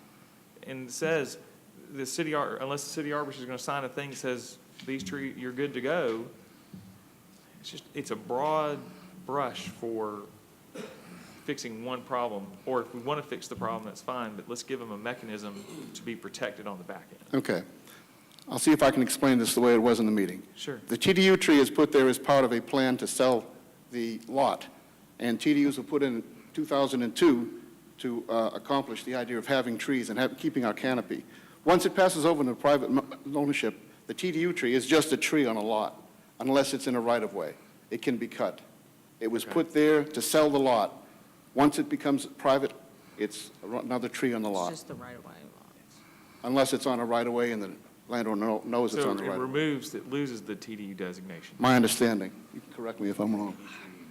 That's my understanding from the discussions we had. Mr. Reese? Yeah, it's just two quick things. One, I mean, considering what the young lady said earlier, that she was told about the school, you know, when we're in these meetings, we hear a lot, and I'm not comfortable supporting something where I'm not absolutely clear that a private resident on their property would not be punished if they cut a tree. And right now, with what we have before us, that's what would happen. I understand you say in other codes it says this and that. I would have liked to see that to make sure, to your point, sir, that they're actually excluded. And the other thing is, what is the $35 for?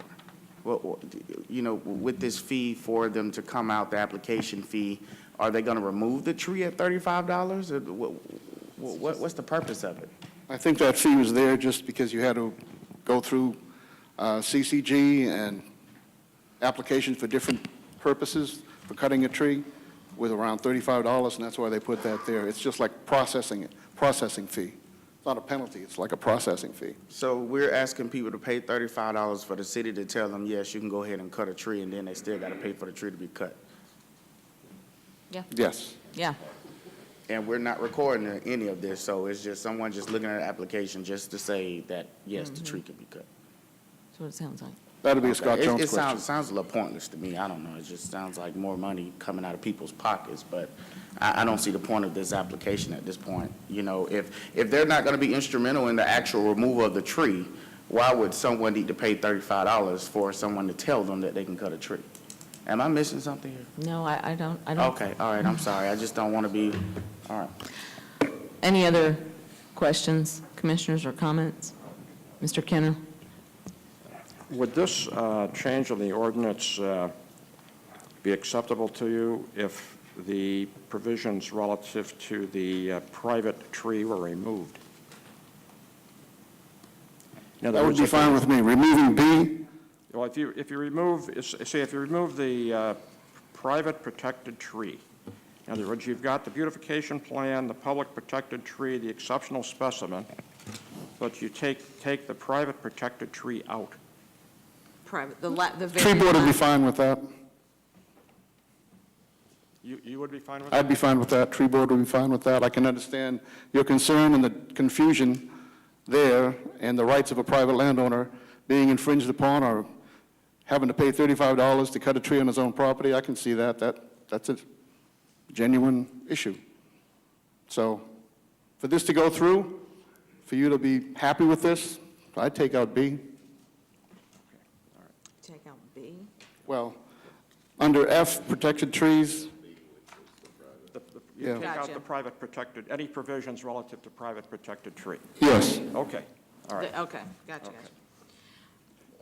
I'm sure we just can't take it out here. This got to be run through all the people that wrote this, right? No, you can propose a removal of, you can put a motion with the removal of, and got it, and then you state what you want the removal to be.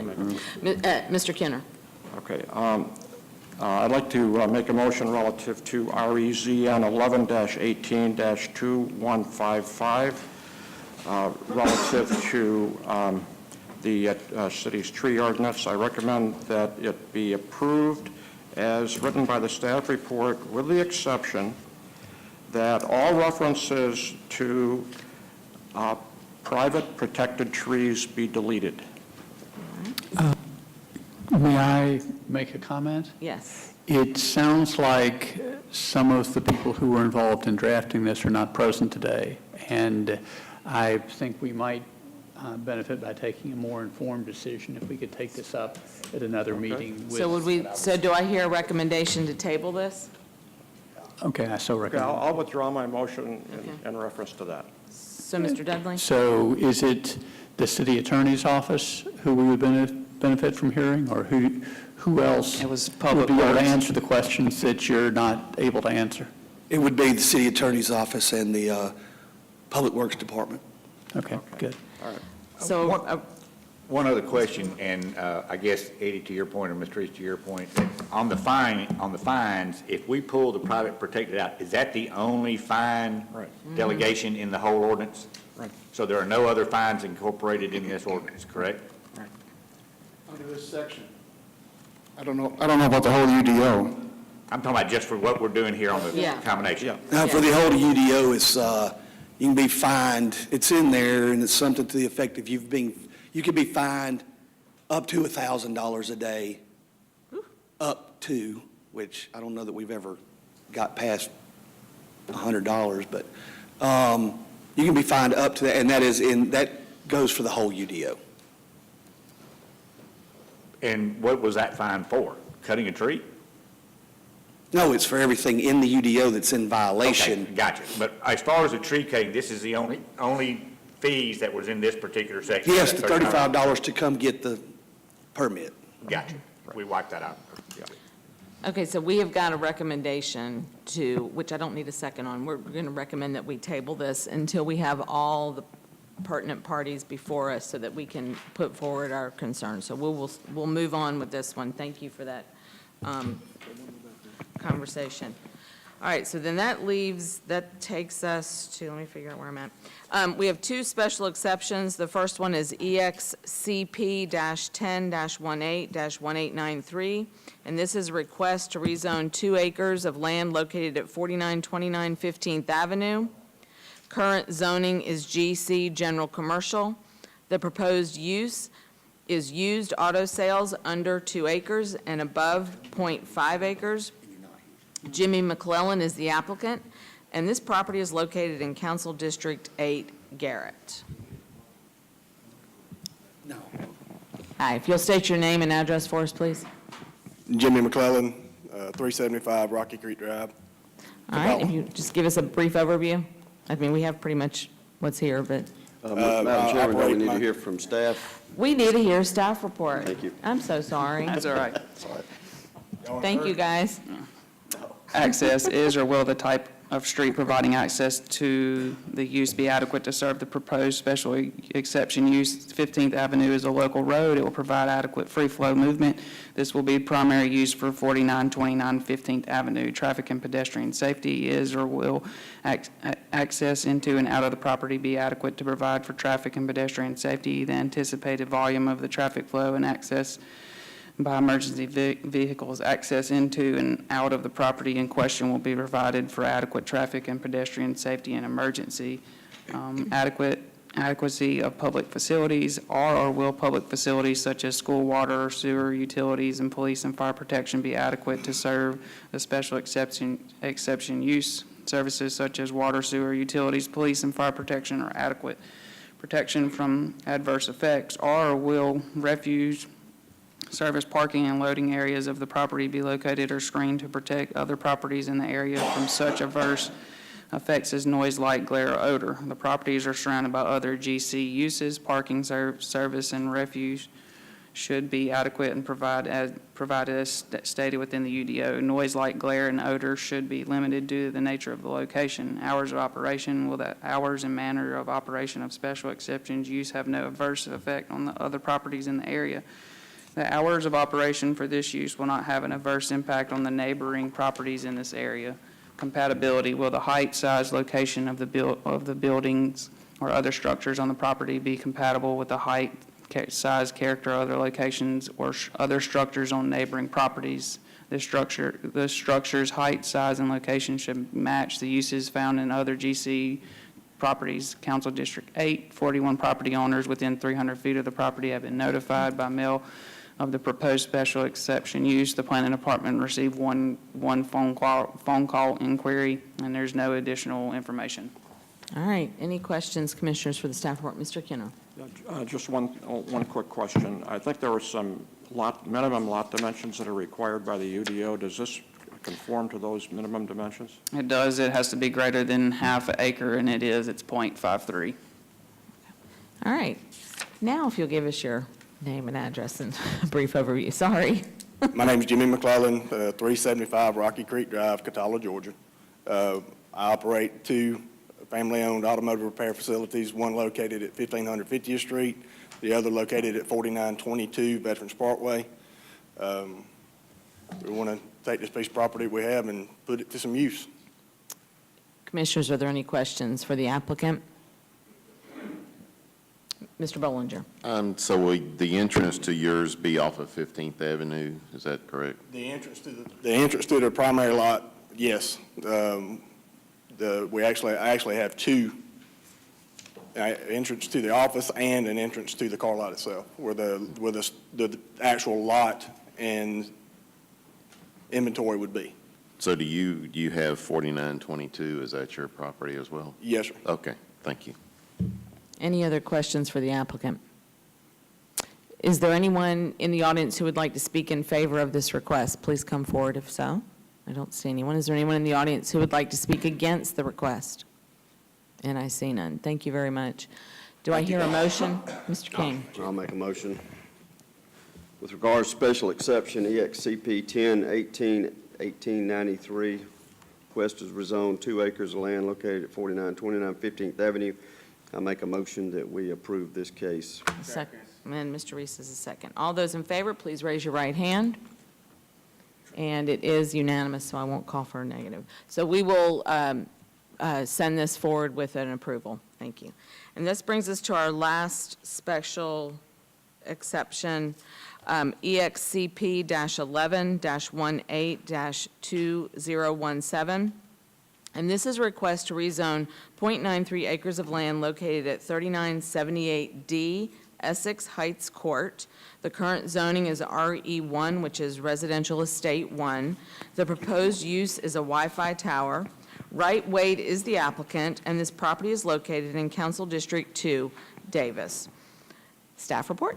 Yes, ma'am. Access is or will the type of street providing access to the use be adequate to serve the proposed special exception use? Essex Heights Courts is a local road. It will provide adequate free-flow movement. This will be an accessory use to the property. Traffic and pedestrian safety is or will access into and out of the property be adequate to provide for traffic and pedestrian safety, the anticipated volume of traffic flow, and access by emergency vehicles. Access in and out of the property in question will be provided for adequate traffic and pedestrian safety and emergency access. Adequacy of public facilities are or will public facilities such as school, water, sewer utilities, and police and fire protection be adequate to serve the special exception use. Services such as water, sewer utilities, police, and fire protection are adequate. Protection from adverse effects are or will refuge service, parking, and loading areas of the property be located or screened to protect other properties in the area from such adverse effects as noise, light, glare, odor. All mechanical equipment will be behind a 6-foot high fence. The property is surrounded by RE. Noise, light, flare, and odor should be limited due to the nature of the equipment. Hours of operation. Will the hours and manner of the operation of the special exception use have no adverse effects on the properties in the area? The hours of operation for this use will not have an adverse impact on the neighboring properties in this area. The tower should not have any foreseen hours of operation, and the operation should be seamless except for outages and required maintenance. Compatibility. Will the height, size, or location of the buildings or other structures on the property be compatible with the height, size, character, or location buildings or other structures on neighboring properties? The structure, height, size, and location should match the use found in other RE properties. The structure will be screened from most view sheds from the pedestrians. Council District 2, 13 property owners within 300 feet of the property have been notified by mail of the proposed special exception use. The planning department received one comment about their request, and there's no additional information.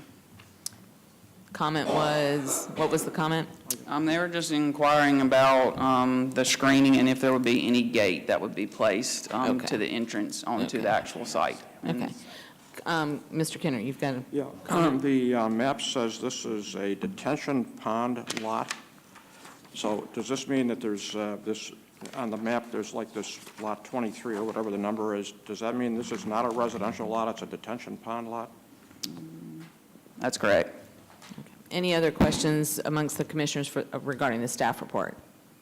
All right, if the applicant will please come forward, state your name and address, and give us a brief overview.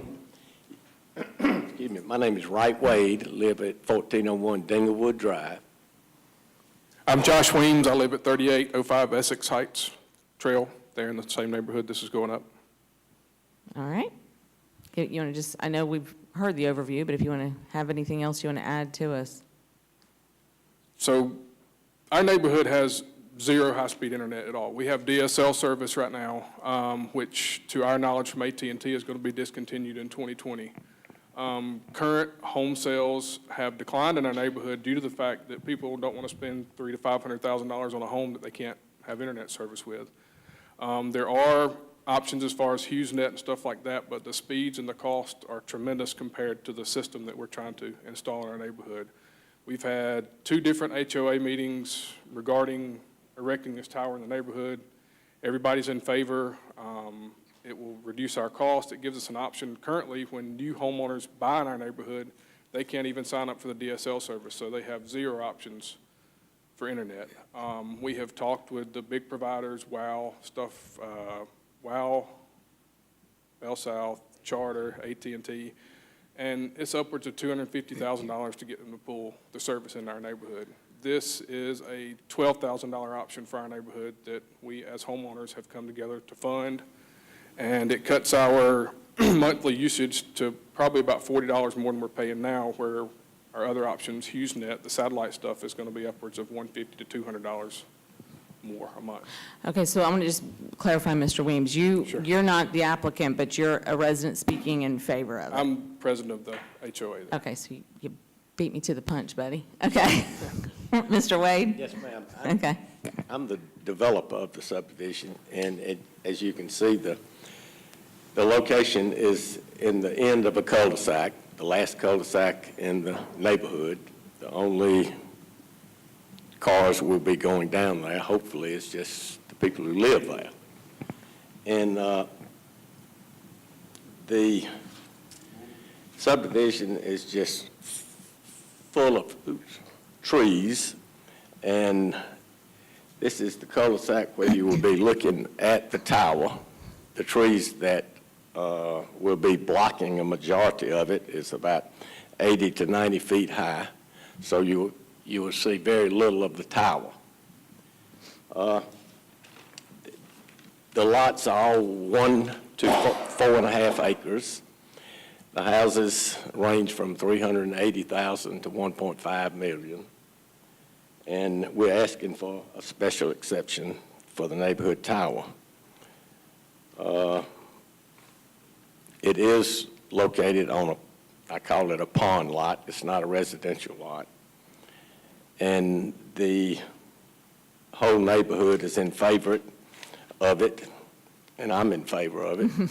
Might help sell a couple of more lots. Had a lot of, my real estate agent, Mike, is here, and he says our problem is the clients come in, cannot get any Wi-Fi, and a lot of them work from home. So we've lost a lot of customers. We have about 7 lots left, which hopefully will be sold soon. We would appreciate your consideration and answer any questions. Are there any questions? Mr. Greenblatt? Just one simple question. You said the tower is going to be 90 feet tall, is that correct? It is going to be 135. All right, and the trees around it are how tall? I'm just guesstimating, I'm looking at it, it could be 80 to 90 feet. Trees tend to grow. What's your plan for keeping them trimmed or cut so you still No, get we your want good the service? trees to grow. That'll block the view from the street. But it won't hurt your reception as far as the Wi-Fi is concerned? No, sir. Thank you. And The cul-de-sac is lower than where the pond lot is, so you're looking up, and it could be as much as 110 feet of the trees that would be blocking. Mr. Johnson. Mr. Greenblatt, if they had to come back in the future to heighten the tower, they can go as high as 200 in the RE1 district. Until Mr. Wade came to us, we were not aware that internet access in North Columbus was a problem. Since he's turned in his application, we've had another one turned in for a building permit on industrial property, which does not need to come here, for a 200-foot wireless internet tower on Old River Road. So evidently up there in that hilly land, there's a problem, and the cable companies are not willing to pay the money to bring it to the residents. And I will just, I know I don't get to vote on this, but as an associate broker and a realtor, I'll echo this. I've sold in that subdivision, and I've tried to sell in that subdivision, and it is impossible when you can't get good high-speed internet to have any further development, so.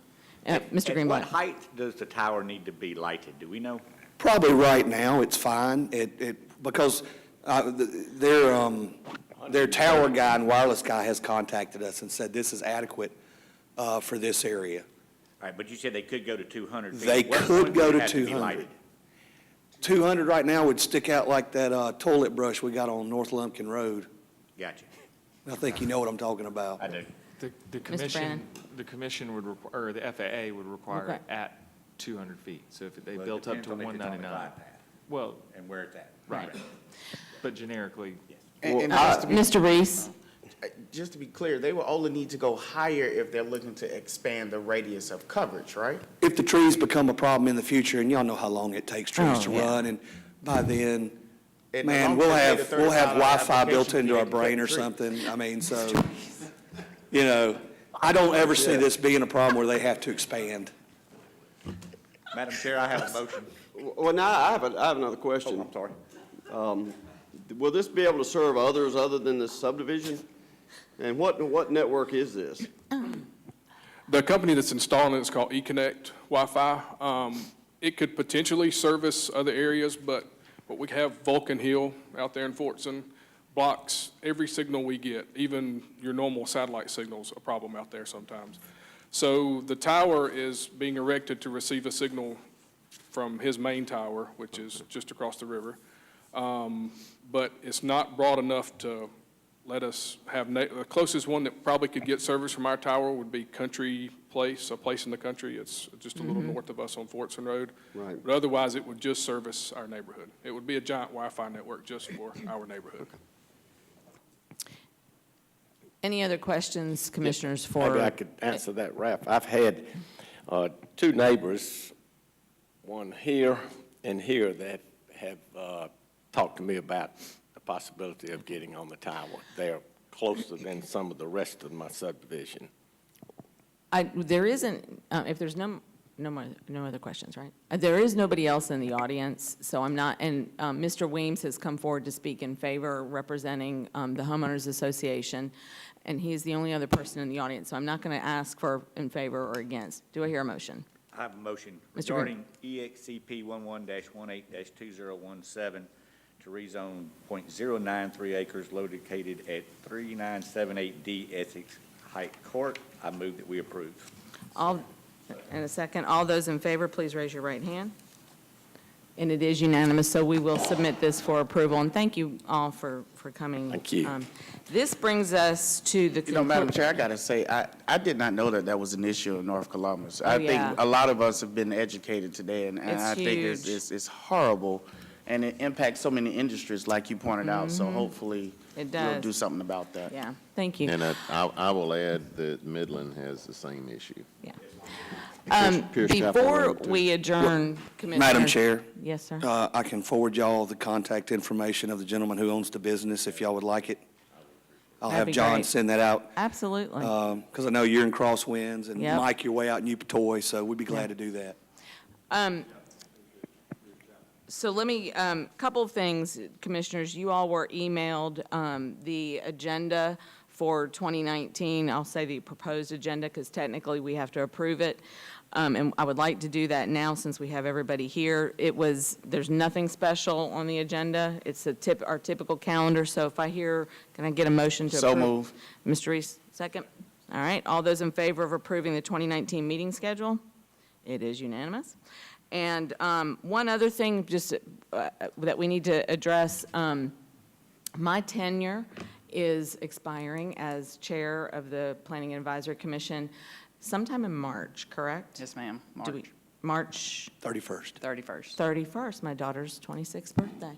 And then our vice chair, Ed Kenner, his tenure is expiring, but I don't have the confirmation on that date yet.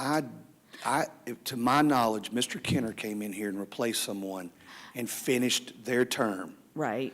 Then he was eligible for his first term after that. He has not been here over 6 years. So No. he is eligible for a second term, and Okay. it would be highly unusual to see turnover in that seat. Right, so His is March 31st as well, but Okay. more than likely, he is going to be reapproved. okay, so. If you want to be now. Yeah, we've had some conversations about that, so. Well, it gets tricky when we lose It people. does, I mean, well, yeah. we lost Frank and Yeah. Mr. King, Right. as an example, is Is serving an replacing. unexpired term. Right. And then he will be eligible for 2 full terms. Correct. So you could potentially be here That's for really a what decade or so. I mean, that's what I did. I came in replacing somebody. I came in and replaced somebody, and then I guess have used up my time, huh? Okay, so I want to be respectful of your time. I know we have not met for a couple of months, and we certainly made up for that today. But this is a point in time where, just as a reminder, currently I'm chair, Ed Kenner is your vice chair, but I do need to hear from you all in terms of election of new officers, a new chair, and a new vice chair. And I think it's safe to say, I know I came in and replaced somebody, and then I don't know what my term limits. I think my term limits are expired, correct? So I'll roll Yes, ma'am. off completely on March 31st. And then you separate for how long?